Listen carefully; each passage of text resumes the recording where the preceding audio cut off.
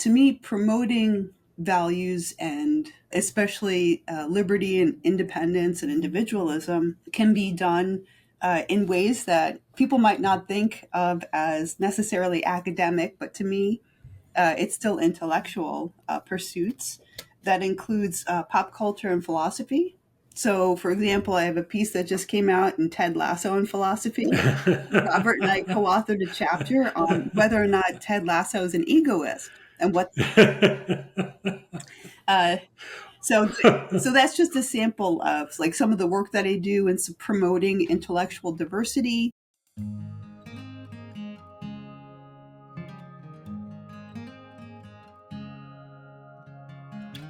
Hello and welcome to Along the Way Life's Journey. I'm your host, Carl Buccellato. As always, I tell you, I've traveled the world over meeting wonderful, wonderful people with great stories to tell. And I have just such a lady here with me today. She is a perfect person for this time in our culture in the United States. I'm sure you, like I, have been watching television and looking at the events going on in campuses all across America. Well, this is a young woman who is deeply entrenched in the academic society and in the academic virtue of the country. She's a professor let me get this right now because I'm fumfering on my words. Carrie-Ann was a philosophy PhD, an Aristotle scholar, and she taught in universities for 25 years, becoming a professor of philosophy at Marymount Manhattan College, chair of the Department of Philosophy and Religious Studies. Now, that is a woman who obviously loved what she was doing. Sounds like it, right? Yes. Welcome to the show, Carrie-Ann. Thank you, Carl. Great to be here.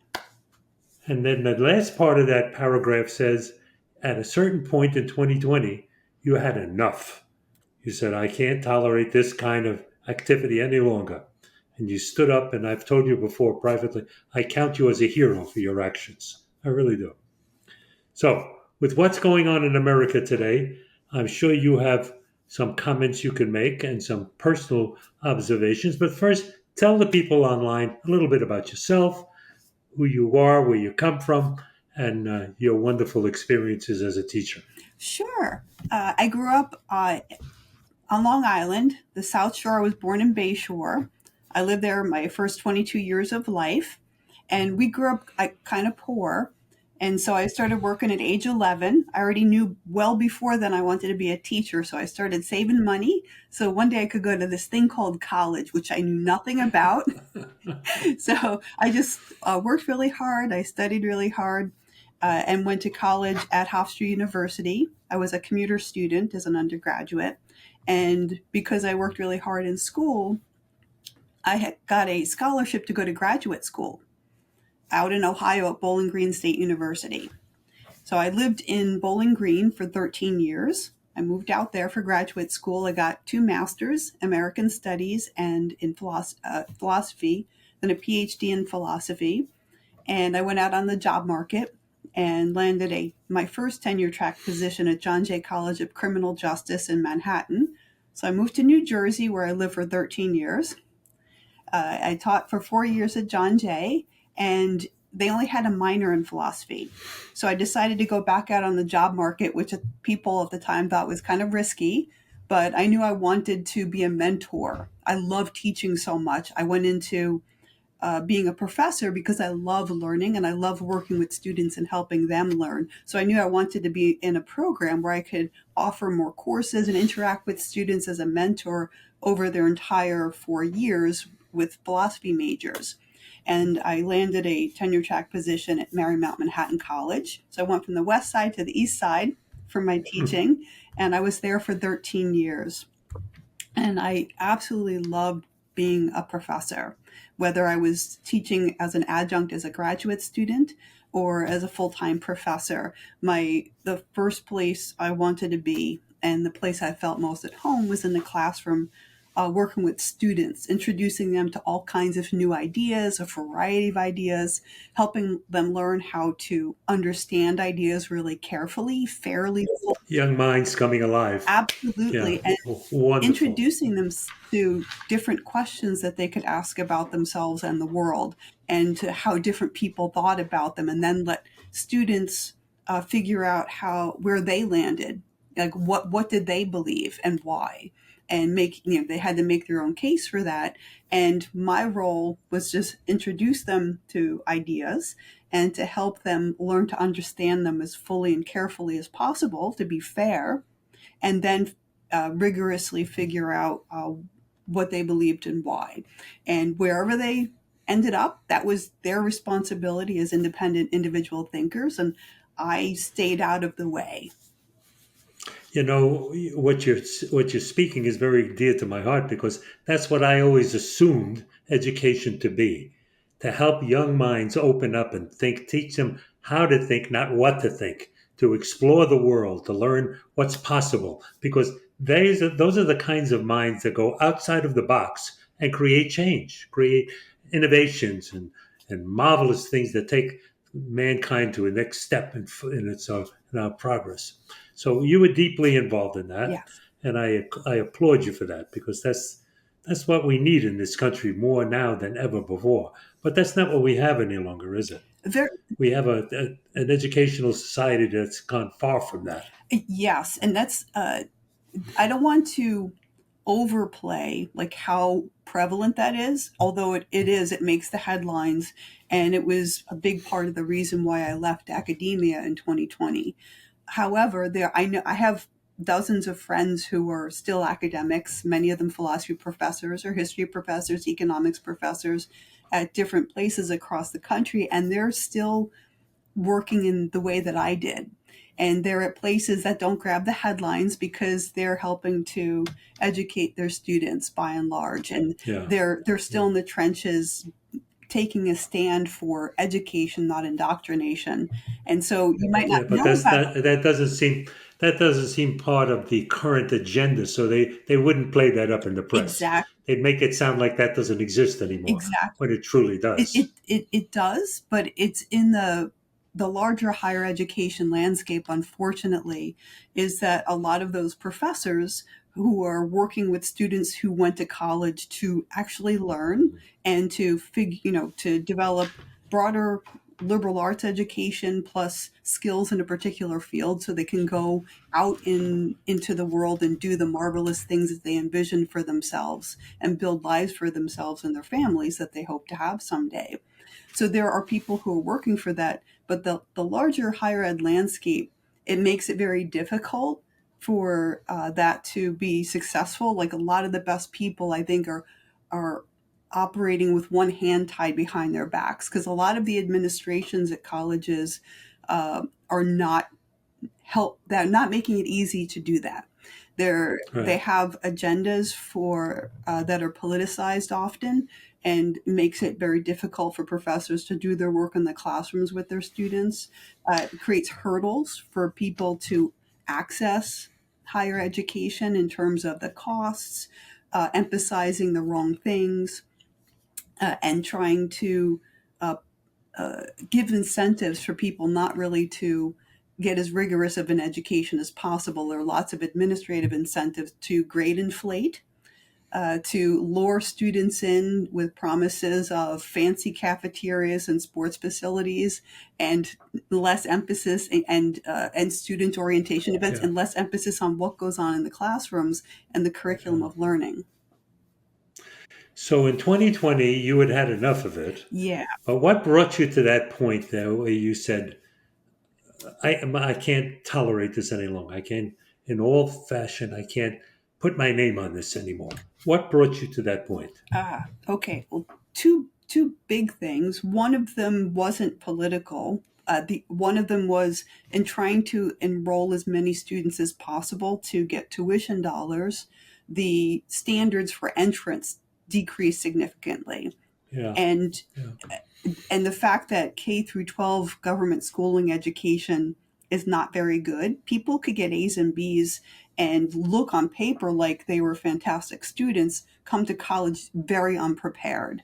And it was very difficult to help students like break those bad habits of learning or not learning, and to be in a position to actually think for themselves, and to think carefully and rigorously and creatively. So that Sure, was I can imagine yeah, that they've been rewarded K through 12 to do the opposite. yes. It's very hard to break that pattern and get them to think correctly. Well, to think independently and courageously. And so Yeah. they were rewarded for memorizing and regurgitating factoids on standardized exams or doing those awful, dreadful 5 paragraph essays Hmm. that Hmm. don't actually really make any substantive point, that don't take creative or careful thinking. And then students would start resenting, like, I'm an A student, I was valedictorian in my class, how dare you give me a D on my first paper? It's like, excuse me, you earned a D.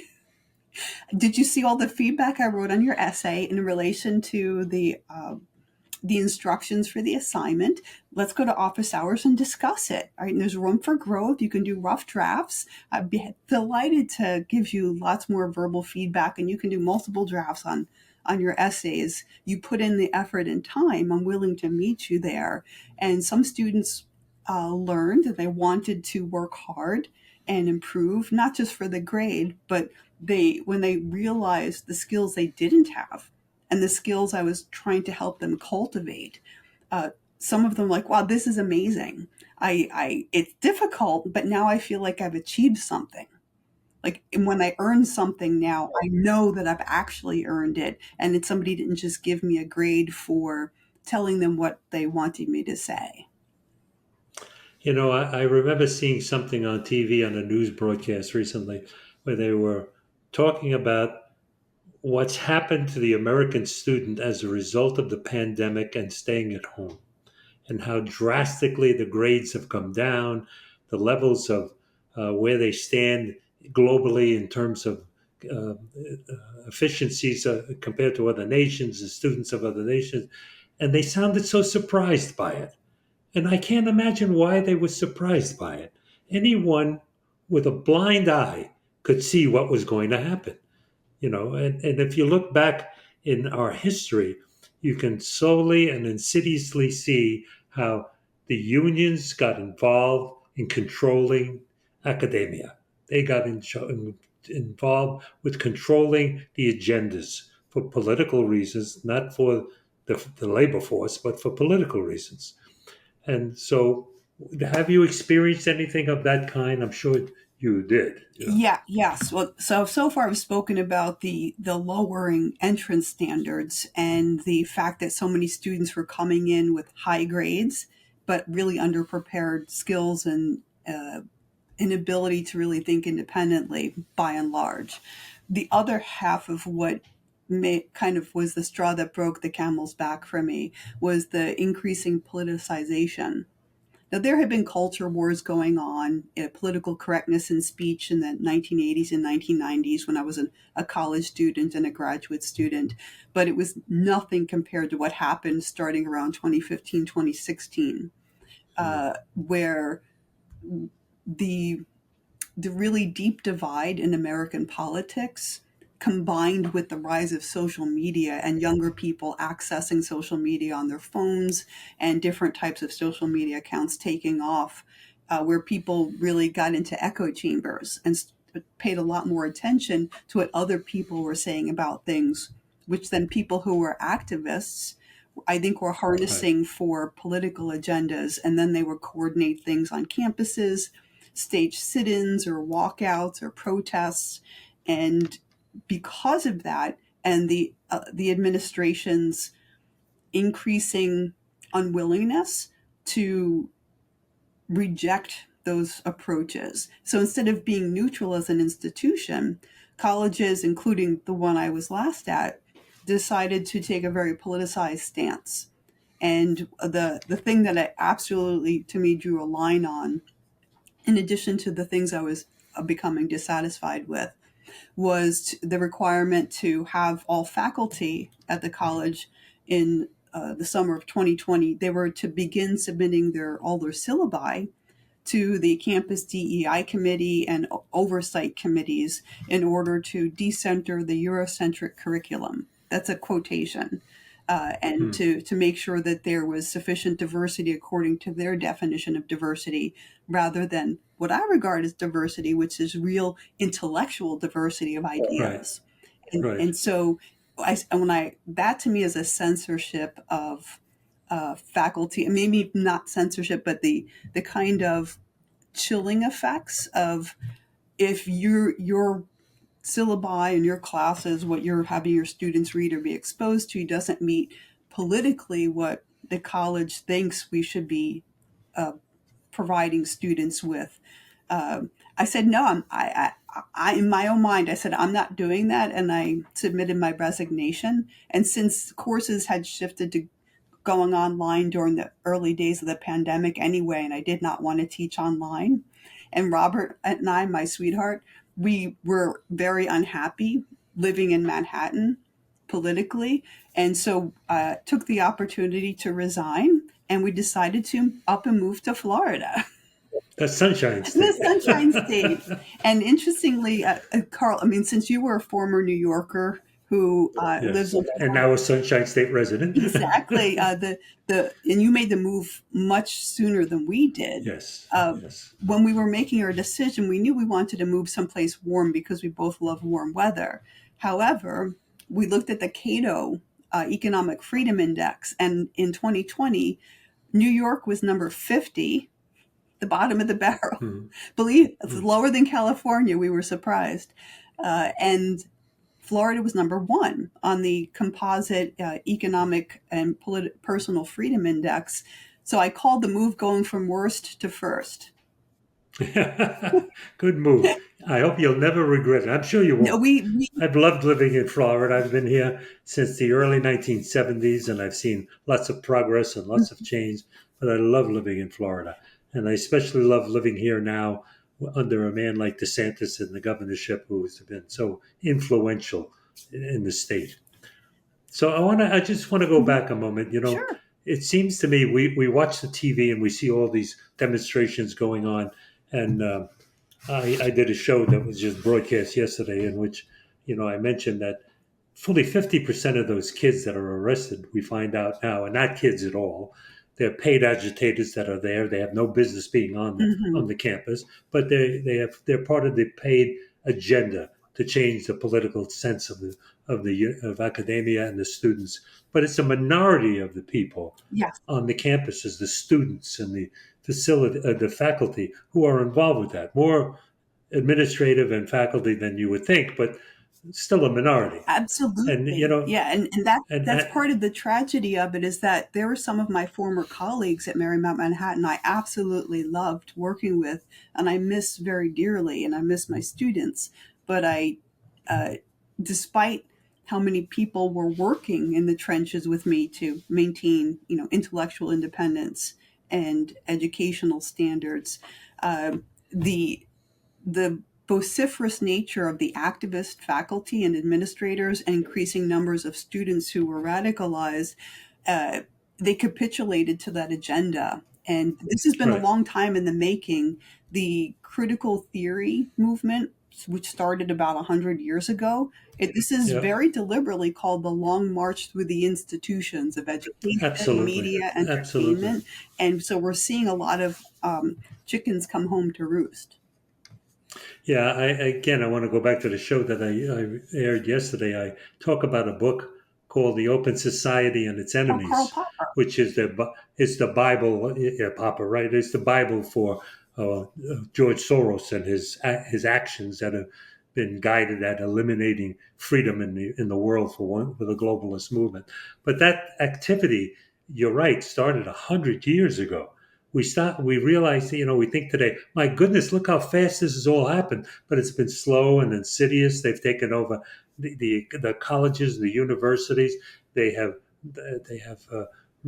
reformed the thinking of the legal departments in many of the universities. So they produced young people who were attorneys, who went forth to become politicians, who went forth to change the laws and change the rules. It was an insidious type of thing.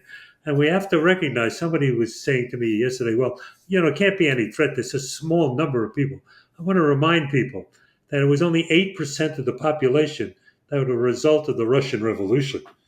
And in the United States, a very small number of the people who were living in the colonies took up arms to become this great nation as the United States. As a matter of fact, during the Civil War in Gettysburg, more Americans were lost in the battle in one day in Gettysburg than were in the entire colonial army at the time, 100 years before. But it proves that a small group of people can make major changes, and we have to live with it forever if we don't do something about it to stop it. No, absolutely, which is why it's really important for people not to give up and think that this is a tidal wave that they're unable to stand up to.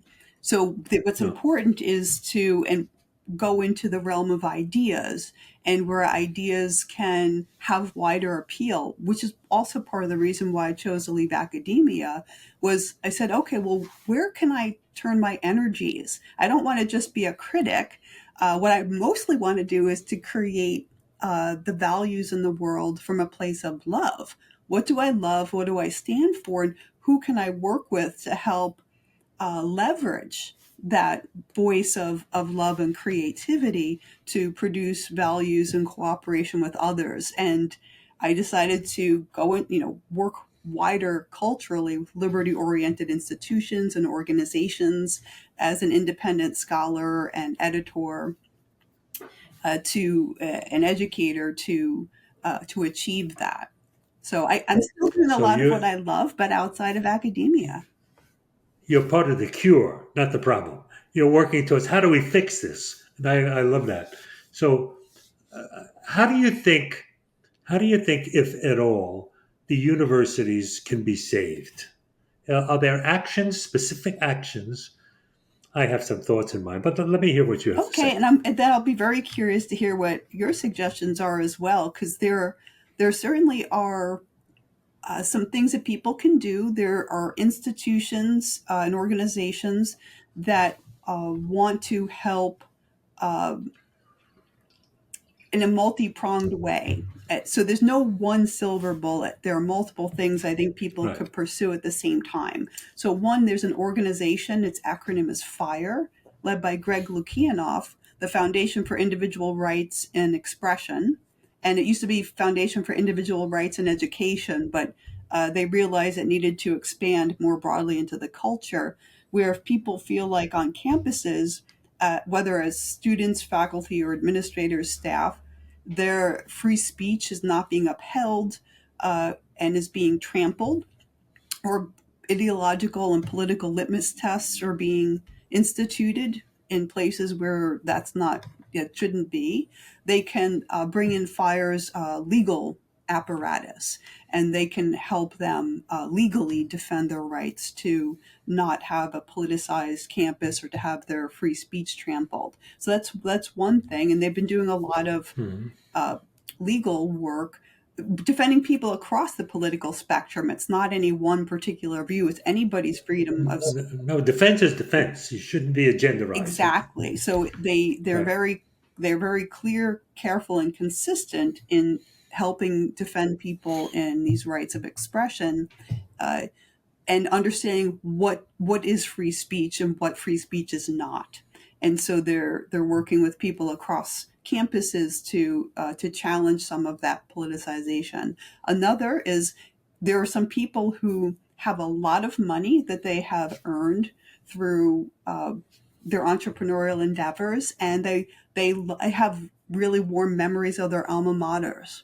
And what they, I think, should do if they don't agree with the direction that an alma mater is going, stop giving millions of dollars to those right. institutions and find different ways of unlocking the value of the wealth that you've worked so hard to generate over the years, and to pull that out of places that are ill-serving your values.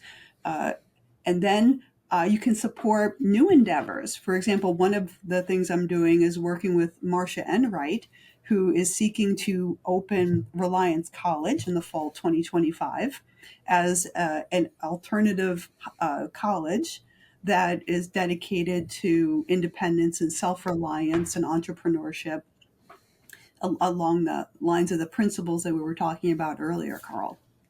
And we are going to have from you, as part of the show notes, where you can contact them, where we can make contributions so people who see this can put their money where their mouth is. Get into it. Okay, go ahead. I'm Oh, sorry, I didn't mean to no. So interrupt. I think that those are three important places to help make a difference if you to shift, and also pulling money out of places that you think have become ideological and indoctrination factories. Completely agree. Uh, some colleges and universities are going bankrupt. I've seen stories of dozens of colleges going under for various reasons. People that are Right. deciding not to go to college, or to go to a community college or a trade school, like micros, work ethic scholarships to help people go into the skilled trades. Right, so there are different avenues to pursuing a flourishing life, and some people are realizing maybe the traditional 4 year college education isn't the route to their dreams. It might be for some people. And they're thinking more broadly about where are those places? And Right. they're not necessarily Ivy League colleges or universities or big Right. state schools. They could be elsewhere where you can learn about the things that will unlock your future. So those are some. I agree with all of that. Also, I think working really hard to at least move the needle more in the direction of privatizing K through 12 is Yeah. that's a Yeah. massive endeavor. I know a man who is the largest owner of private schools in the United States. And he started it with one little school right here in Coral Springs.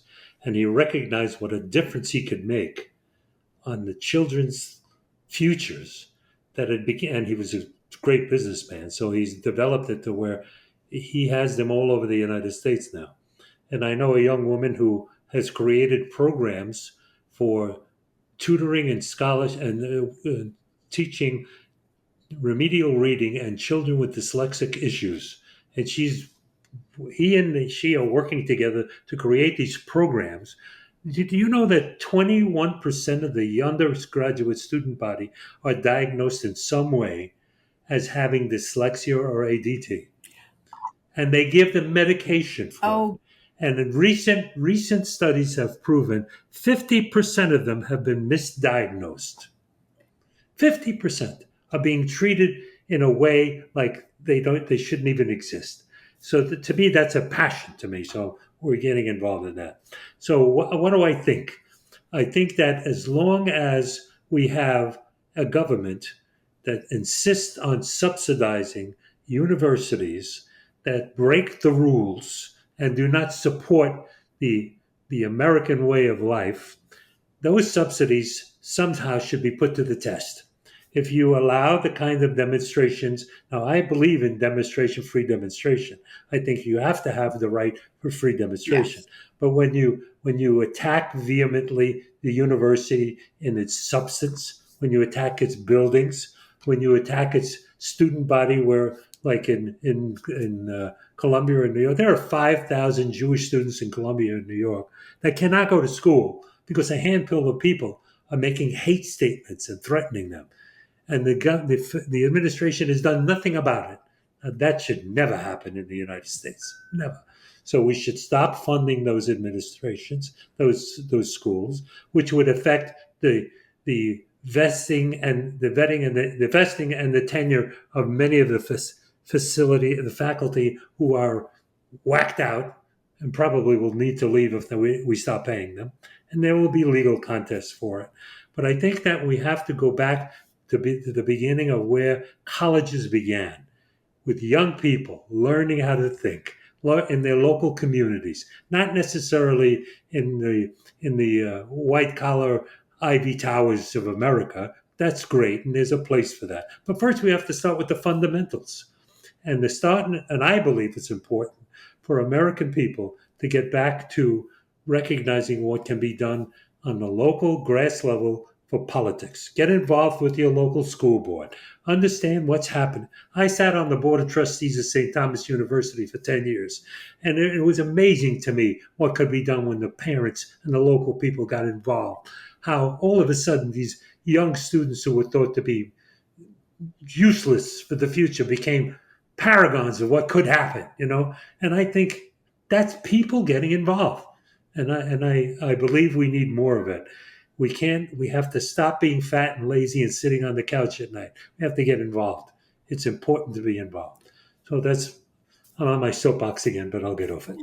No, no, We're here to listen to you, no, not no. me. That's a great soapbox, and you're what you're bringing up, it complements what my suggestions are. You're Yes. underscoring the need to have a variety of approaches and to really go, what's supporting this system. And if you pull those supports away, because I think to have your hard-earned tax dollars go to support institutions that conflict with your values is wrong. And so I don't see anytime soon, dismantling the government funded schools or how much subsidies No, go to universities and colleges, which is unfortunate. I wish that that could be peeled back more quickly than it probably could be, is because it creates a kind of David and Goliath situation where trying to right, support alternatives to that is very difficult because people are fighting against a system that's backed by billions of dollars. And for how many faculty complain that, oh, we don't get enough right, federal tax dollars or state right, tax dollars, right. that's simply false. The salaries of administrators and the number of administrators has Incredible, ballooned, and the amount of money they make incredible. is like some of them are 5 to 10 times higher than anything I ever made as a faculty member at a small private liberal arts college. Way higher. That's yeah, and I think there's no justice to that. And you look at their war chest, how many dollars they have on reserve that they put into the stock market for investment on the with no taxation involved in it. I mean, that's terrible. Everybody that I know, myself included, who has just attained things in life, did so by working hard and putting it to work for you and being a benefactor to others and sharing it. You don't get it because you're under a golden umbrella. It's not the way it should be. Not the way it should be. So we are down now to 32 minutes, and I realize I have been rambling on, and I've given you some chance to chat, but there's a lot of things that I want to talk about more, but I don't know if we may run out of time. So I do want to tell everyone that you were gracious enough to send me a copy of an article which I recommend that everyone get a hold of. It's called Why I Left America's Failing Universities, an interview with, guess who? Carrie-Ann Biondi. And this is an interview with John Hersey from October 21 in the Objective Standard. Get it and read it. It is an enlightenment. Everyone you know who's involved or cares about their children and their education should read this article. And I think it should be reprinted again, and the New York Times wouldn't have the guts to do it, but it should be printed broadly. Now, you have some things coming up this summer, I know, interesting things. You're going to be involved in a seminar almost summer long about Ayn Rand. Tell us about those things. Sure. Well, as I mentioned earlier, I left academia, but that doesn't mean I stopped researching and writing and teaching in some capacity. I just now do it independently, and I want to. I'll just summarize a few of the endeavors I've been involved in. Uh, One of them is being the production editor for the journal Social Philosophy and Policy. That's Uh-huh. organized around themes. They're published twice a year, and to me, they represent what free, fierce, and courageous debate is all about. Because the journal that I work as a production editor for invites people from all different perspectives to present work to one another on a particular topic. So you have a wide intellectual diversity. And so I enjoy supporting that effort. What I also do is you mentioned the interview. However, the work that I do is much broader than that. The interview is more about why I left academia rather than Right. how I've continued to pursue my values outside of academia. And to me, promoting values and especially liberty and independence and individualism can be done in ways that people might not think of as necessarily academic, but to me, it's still intellectual pursuits. That includes pop culture and philosophy. Uh, so, for example, I have a piece that just came out in Ted Lasso and Philosophy. Robert and I co authored a chapter on whether or not Ted Lasso is an egoist and what. Uh, So, so that's just a sample of like some of the work that I do in promoting intellectual diversity, publishing articles on topics that mean a lot to me. I also, let's see, also in the Objective Standard, uh, since I left academia, I published an article on Micro and Ayn Rand on the virtues of thinking and productivity. Uh, and I wanted to bring those up because the themes of things that I publish and write on, I'm going to be carrying forward into some of the events I'll be attending in person. Uh, One of those events is connected to Reliance College that I mentioned earlier Yes. in on May 16th in New York City at the Union League Club. We're going to have Lenore Skenazy speak.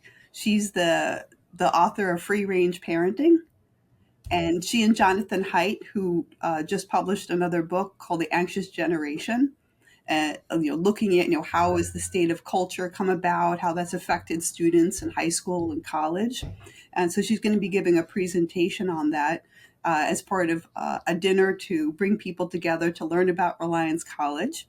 And also, some fundraising efforts, but also to engage in Socratic conversation about topics in education and freedom and individualism. So that's one event that's coming up very soon here Sounds interesting. next week. And then I was invited to speak at a conference on Ayn Rand on transforming business and your personal life at the University of Illinois in Springfield the third week of June. And that's sponsored by the Academy on Capitalism and Limited Government, that's run currently by Professor Bill Klein at the University of Illinois. And there, I'm going to be giving a presentation, well, actually, three presentations. One of them on friendship and flourishing, one of them on Micro and Ayn Rand on productivity, and another one on spirituality and the meaning of life.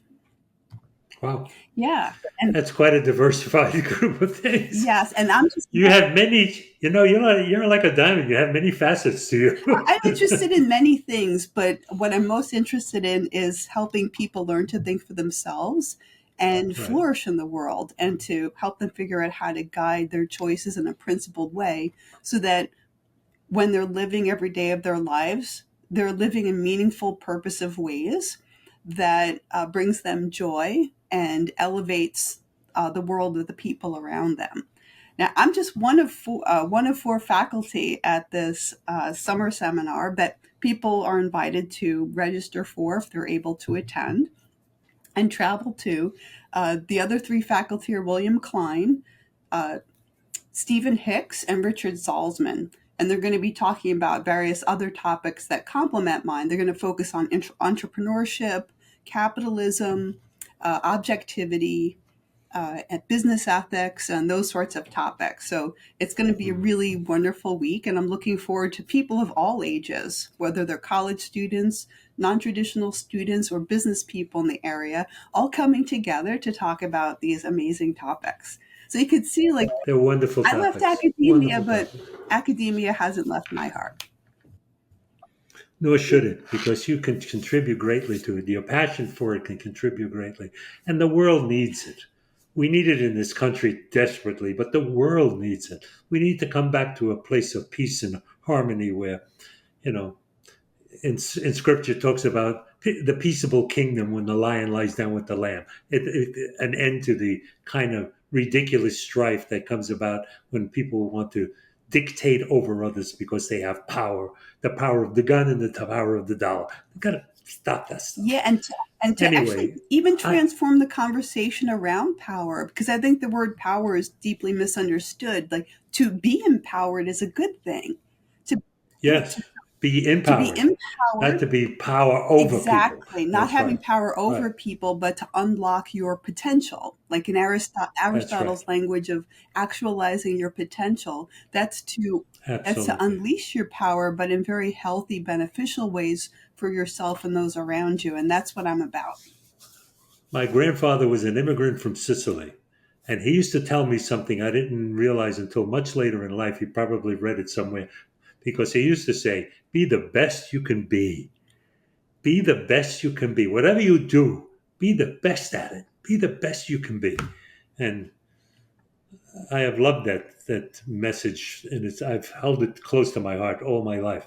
There are things that I have done that I have not been good at. There are other things that I have done I didn't think I'd have much proclivity to do well, and yet here I blew it up and became somebody different. And it changed the environment. It changed the things I was working with.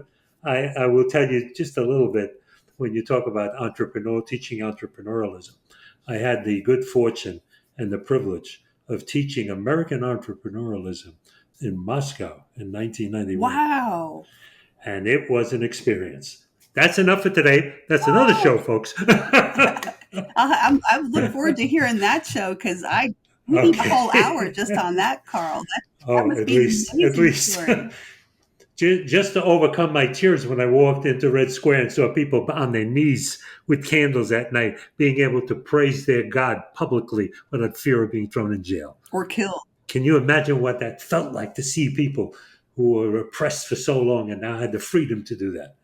Anyway, I just loved having you on the show. Thank you so much for Well, being thank here. you for having me. It was a delight to talk to you. It's my pleasure, and I would love one day to have you and Robert on, and we'll do a he and she said kind of thing, and Okay. see where we get from there. We'd love that. So, ladies and gentlemen, I thank you for joining us on the show today. I know that you experienced some real knowledge here and recognizing that there's so much that can be done. And I remind you, as my dear guest just reminded you, it's in our hands. If we do something about it, we can change the world. We can change the destiny of our children. We can change all of that negative stuff that has been insidiously creeping into our society for so long. They're like cockroaches. You turn on the light and you see them, step on them, get them out of their place, because this is what the world is about, being a better place for everyone. So I know everybody out there has their own story. I know you have your story. I tell you every week, write it down. Tell your loved ones about it. Tell them your friends and your neighbors, because if you don't share your story, when it's too late, it's too late, and all that wisdom is gone. Share it with everyone you know.